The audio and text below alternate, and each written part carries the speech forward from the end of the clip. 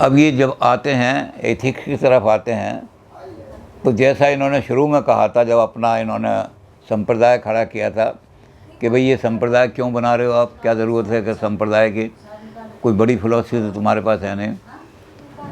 तो इन्होंने कहा हम आदमी को नैतिक बनाना चाहते हैं, इसलिए हम नैतिक बनाने के लिए और चीज़ें ज़रूरी नहीं है, आदमी के लिए नैतिकता बहुत ज़रूरी है। नैतिक कहाँ से आएगी? नेचर के लॉ को फॉलो करने।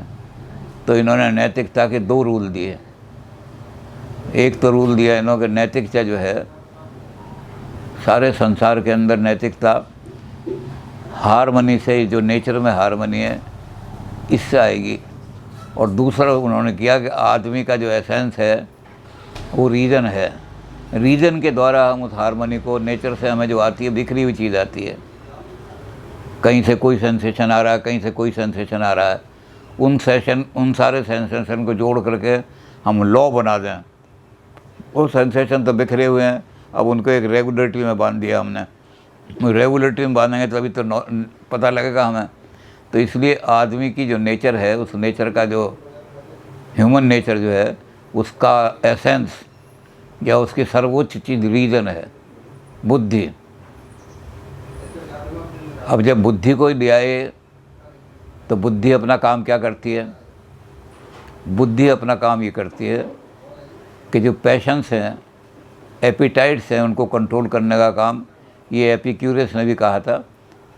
लेकिन एपिक्यूरियस ने ये कहा था कि हमारे अंदर जो वासनाएं हैं, हमारे अंदर जितनी भी वासनाएं, जितनी भी हमारे और इच्छाएं हैं हमारी, उनको हम मार नहीं सकते, निकाल नहीं सकते, उनको रेगुलेट कर सकते हैं। जो भी आदमी ये कहता है कि मैंने अपने पैशन सारे निकाल दिए अपने, वो झूठ बोलता है, वो पाखंडी है, उसके अंदर से कभी वो चीज़ें जा नहीं सकती। तो उसको रेगुलेट किया जा सकता है according to the laws of nature. लेकिन इन्होंने कहा, स्टोइक्स ने, क्योंकि ये सिनिक्स, डायोजेनेसिस जो था फिलोसफर, वो बिल्कुल ऊपर उठ जाना चाहता था डिज़ायर्स से। उसके बारे में अभी हमने बताया, वो एक ही चीज़ प्रीच किया करता था, गलियों में जा कर प्रीच करता था। वो ये था कि अपनी डिज़ायर को, अपनी नीड को, अपनी इच्छाओं को कम करो। जितनी आपकी डिज़ायर कम होंगी उतना ही आप ज़्यादा हैप्पी हो जाएंगे। तो हैप्पीनेस का क्या सोर्स है? हैप्पीनेस का जो सोर्स है, परिहार करो। तो स्टोइक्स ने कहा कि जब तक ये आपके पैशंस और आपकी डिज़ायर्स रहेंगी, आपको रियल हैप्पीनेस नहीं मिल सकेगी। सिनिक चाहते थे कि 2 कंट्राडिक्टरी चीज़ें मिल जाएं, ये दोनों नहीं मिल सकती। हैप्पीनेस और वासना, ये कभी भी चाहे कितना ही रेगुलेट कर लो वासनाओं को, जब तक वासनाएं रहेंगी आपको हैप्पीनेस, रैशनल हैप्पीनेस नहीं मिलेगी। आपको सेंसरी हैप्पीनेस मिल जाएगी, जो कि सिनिक्स भी मानते हैं, एपिक्यूरियंस भी मानते हैं, ये भी मानते हैं कि जब तक ये डिज़ायर और पैशंस रहेंगी सारी की सारी, तब तक आपको दुख ही दुख रहेगा। इसके बारे में हम जब एपिक्यूरियंस को देख रहे थे तो उन्होंने बताया था, एपिक्यूरियन ने, कि हर एक सांसारिक सुख के साथ दुख जुड़ा हुआ है। स्टोइक्स भी इस बात को मानते हैं कि सांसारिक सुख जितने हैं वो सुख नहीं है, रियल सुख नहीं है। रियल सुख तो रैशनल सुख है। रीज़न ये देखेगा कि हमें दूर तक सुख उठाना है। आज हमने बहुत बढ़िया चीज़ें खा ली तो हमें आज के लिए सुख मिल गया, लेकिन कल क्या पता लगा, बदहज़मी भी हो गई, उल्टियाँ लग गई, कुछ और पेट में तकलीफ़ हो गई, तो कल तो हमारा दुखी हो गया। आज हमारा सुखी है, कल दुखी हो गया। तो फ्यूचर सुख को कौन देखेगा? फ्यूचर सुख को इंद्रियां नहीं देख सकती। आँखें फ्यूचर सुख के बारे में कुछ नहीं बता सकते, कान फ्यूचर सुख को नहीं देख सकते। फ्यूचर सुख को रीज़न देखेगा। तो स्टोइक्स और आगे चले गए। स्टोइक्स ने कहा कि हमारा जो गुरु था डायोजेनेसिस, उसने एक एक चीज़ का जब कहा कि एक एक डिज़ायर को हटाते चले जाओ, एक एक डिज़ायर को निकालते चले जाओ, तो उन्होंने कहा कि जब हम इनको बिल्कुल कंप्लीटली निकाल देंगे, डिज़ायर्स को, वासनाएं को बिल्कुल निकाल देंगे अपने अंदर से, तभी हमें रियल सुख मिलेगा। अब वासनाओं को निकालना और वासनाओं को रेगुलेट करना, ये चक्कर पड़ गया दोनों के अंदर। ज़्यादा अंतर नहीं है उनमें, इतने अंतर है। तो इस स्टोइक्स जो कहते हैं कि वासनाओं को बिल्कुल निकाल दो, दमन कर दो इनका, अपने शरीर अपने माइंड में से ही निकाल दो वासनाएं। तो इस तरह से स्टोइक्स जो हैं वो कठोर संन्यासवाद की तरफ चले जाते हैं। कठोर संन्यासवाद, आपके माइंड में भी अगर थोड़ी सी डिज़ायर रहती है या थोड़ी सी वासना रहती है तो वो फिर से हमें संसार की तरफ खींच के लाएगी। चाहे 1% रहती हो, लेकिन 1% संसार की तरफ को खींच करके लाएगी। और सांसारिक सुख भोगने की इच्छा जो है ये हमेशा दुख का कारण बनेगी। इससे पहले भी बात एपिक्यूरियंस भी कर चुके हैं कि हम क्या मांगते हैं। हम ये नहीं मांगते कि हमें खाना मिल जाए, हम ये मांगते हैं हमें भूख अच्छी तरह लगे। तो भूख जो मांग रहे हैं तो हम दुख मांग रहे हैं। भूख में तो दुख होता है, तो हम दुख चाहते हैं, सुख चाहते हैं। तो उन्होंने कहा अगर हमें सुख चाहना है तो भूख बिल्कुल निकाल दो। हम भूखे हों, प्यासे हों, कुछ भी हो, लेकिन हम उसको अपने अंदर से उसकी फीलिंग नहीं आने देंगे अपने पास। अगर भूख हमें सताएगी तो हम उसको निकालने की कोशिश करेंगे, उस फीलिंग को अपने हृदय में नहीं घुसने देंगे कि मुझे भूख लग रही है। तो इस तरह से एक एक वासना को हम निकालते चले जाएंगे। सारी वासनाओं को बिल्कुल निकाल देंगे, क्रश कर देंगे उनको, तब हम जा कर के एथिकल मैन बन सकेंगे। अब इन्होंने सारी चीज़, जैसे हमने कहा कि इन्होंने एक ऐसी चीज़ बना दी कि हम पूरे के पूरे सन्यासी बन गए, बिल्कुल सन्यास ले लिया हमने। हमारे यहाँ जैनिज़्म की तरह समझ लो इनको। कठोर नियमन जो है जैनिज़्म में है। कपड़े भी उतार दो, क्योंकि कपड़े की इच्छा भी आपको फिजिकल प्लेजर की तरफ ले जा रहे हैं। मेरा शरीर दुखी नहीं होना चाहिए, दिगंबर हो जाओ सारे। इन्होंने भी कहा कि कोई आपके शरीर में वासना नहीं रहनी चाहिए। लेकिन इस वासना के साथ साथ इन्होंने एक चीज़ और जोड़ दी। उन्होंने कहा जो वर्चू है, उस वर्चू को हमने कहा कि वर्चू जब भी सद्गुण क्या है जो अंत में हैप्पीनेस लाता है, और यही सद्गुण बाद में एथिकल बन जाता है। इन्होंने कहा कि सबसे बड़ा सद्गुण जो है वो एथिकल मोरलिटी नहीं है। सबसे बड़ा सद्गुण वो जो मिडल वे बता रहा है एरिस्टोटल, वो मिडल वे नहीं है। वो तो हमें खींचेगा एक तरफ को। और पैशंस जो होते हैं बड़े पावरफुल होते हैं। इसलिए अगर थोड़ा सा भी पैशंस या थोड़ी सी वासना हमारे अंदर आ गई तो ये हमारी इंद्रियों को खींच के तरफ ले लेगा। इसको अपने अंदर एंटर ही मत होने दो। तो इसलिए वो कहता है, मैं वर्चू को, स्टोइक्स कहते हैं कि हम वर्चू को वहाँ तक लिमिट नहीं करते कि भाई मिडिल वे निकाल लो और रेगुलेट कर लो। हम वर्चू को लिमिट करते हैं सेंस ऑफ ड्यूटी से। जब आप सेंस ऑफ ड्यूटी पे डट जाओगे तो कोई वासना आपको दुखी नहीं कर सकेगी। मैंने अपना कर्तव्य पालन करना है, चाहे भूख लग रही हो, चाहे प्यास लग रही हो, चाहे सेक्स की इच्छा हो रही हो, कुछ भी हो। लेकिन जब सेंस ऑफ ड्यूटी आ जाएगा कि मैंने अपनी ड्यूटी पालन करनी है, तो सारी वासनाएं अपने आप निकलती चली जाएंगी शरीर में। तो इन्होंने एरिस्टोटल वाले मिडिल वे को ड्यूटी में ला के कन्वर्ट कर दिया कि ड्यूटी का पालन करो। और जब ये ड्यूटी का पालन होगा सारा, तो हम बिल्कुल हैप्पी हो जाएंगे।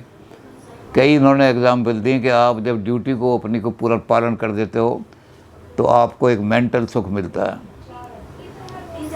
Man may see your feelings and laugh at you, but God sees your sincerity and bestows peace. It is not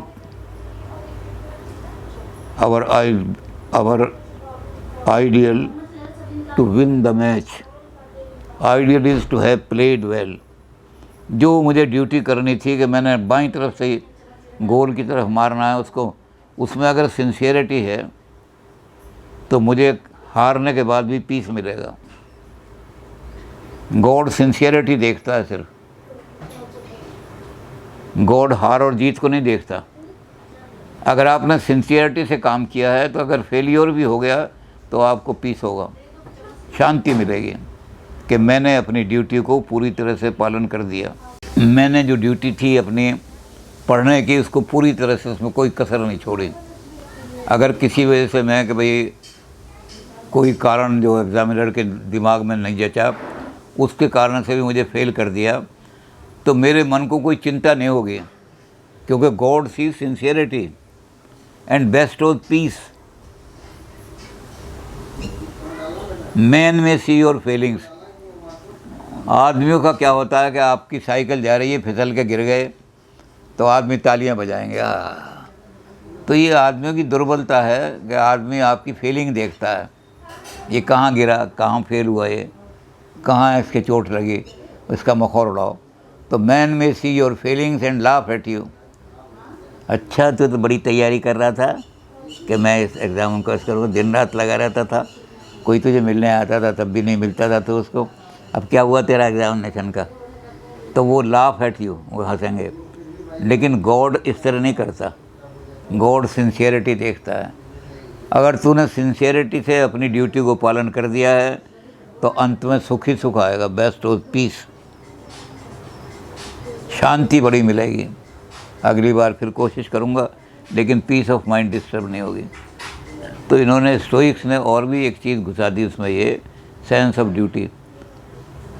और उन्होंने कह भी दिया कि जब आप ड्यूटी पर काम हो जाओगे तो आपको जो पैशंस हैं और वासनाएं वो सताएंगी नहीं, आपके सामने नहीं आए। उन्होंने अपनी पुराने बातों का ध्यान दे करके कि जब वहाँ लड़ने के लिए गए थे, हेलन ऑफ ट्रॉय के देश में लड़ने के लिए गए थे, तो वहाँ कितने आदमी भूख से मर गए, लेकिन उन्होंने अपना मैदान नहीं छोड़ा कि हम अपने देश के लिए लड़ना है, मैदान नहीं छोड़ेंगे। उन्हें भूख का ऐसा, और भी ऐसे बहुत सारे एग्जाम्पल। तो स्टोइक्स जो है पक्का अपना जो जहाँ लेके चले थे अपने उसको कि हमने आदमी को मॉरल बनाना है, उसको इतना रिजिड बना दिया कि एसेटिज्म, संन्यासवाद की तरफ ला के खड़ा कर दिया। अब आज जो है जनरल सेंस में स्टोइकिज्म जो है सब भाषा में, वो उन्हीं के लिए किया जाता है। बहुत परहेजगार जो हैं, मैं शराब नहीं छूँगा, मैं लहसुन नहीं खाऊँगा, मैं प्याज नहीं खाऊँगा, मैं ये नहीं खाऊँगा, मैं ये नहीं करूँगा, मैं किसी ऐसी चीज़ को नहीं देखूँगा जो मेरे मन को विचलित कर दे। तो आज भी हम स्टोइक्स कहते हैं कि ये स्टोइकिज्म यही है, संन्यासवाद। तो स्टोइक्स ने बहुत लंबा चौड़ा इनका संप्रदाय खड़ा हुआ, एपिक्यूरियंस से ज़्यादा इनके फॉलोअर थे। हालांकि इनके यहाँ कठोरता बहुत आ गई थी इस कारण से कि इनको दमन करो बिल्कुल इच्छाओं को। अब इच्छाओं का दमन पॉसिबल है या नहीं है, ये इनमें झगड़ा आपस में, स्केप्टिक्स में और स्टोइक में झगड़ा तो हो सकता है, एक दूसरे पर करती रहें कि जो चीज़ तुम वो कह रहे हो, जो चीज़ पॉसिबल ही नहीं है। कोई आदमी जिन पे नियंत्रण ही नहीं कर सकता कैसे करेगा।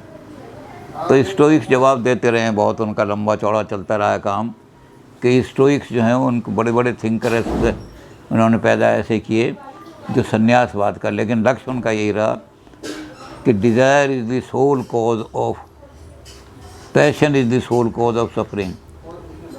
सारी ईविल क्या है, दुख का कारण क्या है, नीड, दुख का कारण क्या है, वासना, दुख का कारण क्या है, डिज़ायर।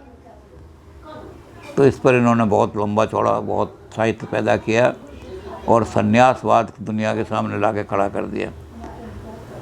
तो स्टोइक्स का कंट्रीब्यूशन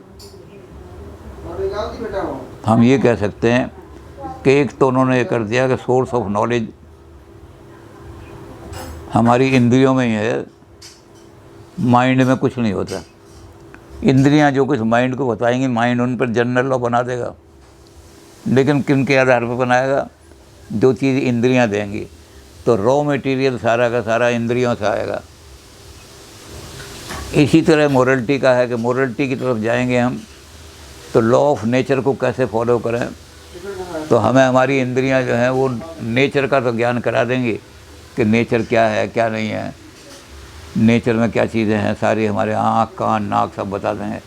लेकिन जनरल लॉ हम नहीं बना सकते, आइडिया हम नहीं बना सकते। आइडिया रीज़न बनाएगा, और जब रीज़न आइडिया बना लेगा तो हमें पता लग जाएगा कि नेचुरल लॉ को कैसे फॉलो करना, तभी तो हम बैक टू नेचर जाएंगे। नहीं तो हमारा रीजन, हमारी इंद्रियां तो हमें बता दें, लेकिन हमने बुद्धि का प्रयोग नहीं किया तो हमें लॉ नहीं बनेगा।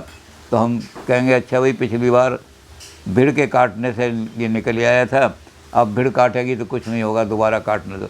और जब नियम बन जाएगा कि भीड़ के अंदर एक जहर होता है, इस तरह का होता है, तो हम अपने आप को अवॉइड कर लेंगे।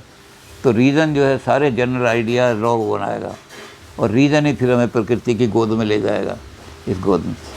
तो लॉ में इन्होंने एथिक्स में दो ही चीज़ें रखी हैं। एक तो एक rational approach to nature, nature की तरफ जाओ तो बुद्धि का सहारा लेकर के जाओ। बुद्धि आपको नेचुरल लॉ से अवगत करा देगी पूरी तरह से। और जब बैक टू नेचर हो जाओगे आप, गो बैक टू नेचर, तो फिर जीवन में हैप्पीनेस ही हैप्पीनेस रहेगी। दुख जब ही आएगा जब हम नेचर को। दूसरी चीज़ उन्होंने जो अपने सिनेक्स से ली थी, डायोजेनेसिस से ली थी उन्होंने, कि desire is the sole cause of suffering. ये वाक्य उन्होंने उससे ले लिया था। तो उन्होंने कहा डिज़ायर को एलिमिनेट करो। डिज़ायर कभी भी रेगुलेट नहीं हो सकेंगी, थोड़ी सी भी रह गई तो हमें खींच करके फिर ईविल की तरफ ले आएगी, दुख की तरफ। तो ये स्टोइक्स ने अपना बहुत बड़ा सिद्धांत, और इनका संप्रदाय बहुत बढ़ गया था जो संन्यासवाद की तरफ ले जाता था। हालांकि उसमें कंपटीशन नहीं आई। स्टोइक्स ने खुद भी कहा कि अभी तो हम हेडिंग टूवर्ड्स, हम अपनी we are heading towards our ideal. इन्होंने अपने फेलियर को खुद ही मान लिया था कि अभी हम पूरी तरह से लोगों में संन्यासवाद नहीं ला सके, लेकिन हमारा लक्ष्य यही है कि हम डिज़ायर को बिल्कुल ख़त्म करा दें। तो स्टोइक्स जो है इन्होंने इस तरह से संन्यासवाद का उपदेश दे करके अपना संप्रदाय खड़ा कर दिया, और आदमियों को कह दिया कि संसार के अंदर अगर इस जैसे मैंने बताया कि इनका जो गुरु था सिनेक डायोजेनेसिस, वो तो कपड़ों की भी परवाह नहीं करता था। मेरे कपड़े हैं, फटे हुए कपड़े हैं, तब भी वो घूमता रहता था कि नैतिकता का प्रचार करूँ। तो वो कहते हैं अगर ये हो गया कि मेरी कमीज़ में कलफ नहीं लगा हुआ, मेरी कमीज़ के अंदर प्रेस नहीं हुई, तो ये सारी चीज़ें आपको सांसारिक सुख की तरफ खींच के ले आएंगी, और सांसारिक सुख में ले आएंगी तो फिर ये वासनाओं में परिवर्तित हो जाएंगे। इसलिए जैसी भी कमीज़ है उसको पहनो। और इसके आधार पर लोगों ने कहा अपने व्यक्तित्व को इतना ऊंचा बनाओ। स्टोइक्स का जो डायोजेनेसिस था उसको सुकरात की तरह ही विद्वान माना जाता था, क्योंकि वो ये कहता था कि अपने व्यक्तित्व को इतना ऊंचा बनाओ, इतना ऊंचा बनाओ कि कोई भी कपड़ा आपके शरीर को चल रहा है वो कपड़े का सम्मान हो जाए। ये ना सोचो कि कपड़ा मुझे सम्मान दिलाएगा, मैं ये कपड़ा पहनूंगा तो लोग मेरा सम्मान करेंगे, और ये कपड़ा नहीं पहना तो लोग कहेंगे ऐसे। तो जब आपकी पर्सनैलिटी ऐसी बन जाएगी कि ये आदमी ऐसा है जो डिज़ायर को लात मारता है, ये आदमी ऐसा है जो 1 लाख रुपये पड़ा हो तो ठोकर मार देगा इसको, ये इसके अंदर ही शक्ति है, इसकी नैतिक बल इतना है। तो ये डिज़ायर्स को तो ये जो उन्होंने अपने डायोजेनेसिस से लिया, इसको अपने हला करके इन्होंने संन्यासवाद खड़ा कर दिया।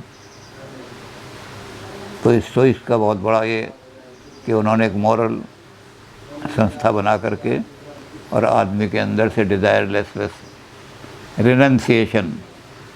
रिनंसिएशन जो इच्छा, हालांकि वो खुद भी कह रहे हैं कि अभी हम आइडियल पर नहीं पहुँचे हैं, धीरे धीरे पहुँचेंगे, लेकिन रिनाउंस, डिज़ायर्स को हटाते चले जाओ और एकदम बिल्कुल निकाल दो अपने शरीर में से।